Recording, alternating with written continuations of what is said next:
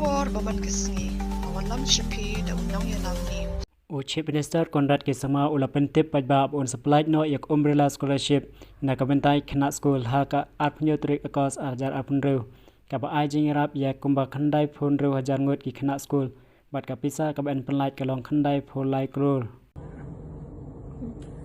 Hi guys, I have some good news, especially for our students.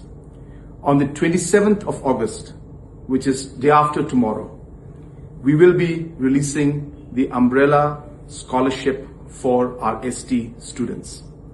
96,000 plus students will be receiving approximately 93 crores of scholarship, which is amounting to 40% of the total amount.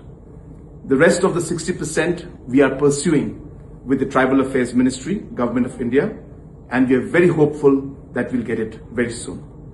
Wishing you all the very best. Thank you very much. Banyo Yaki Kubor Baman Kisni, somehow subscribe to our channel Unong Yalam News.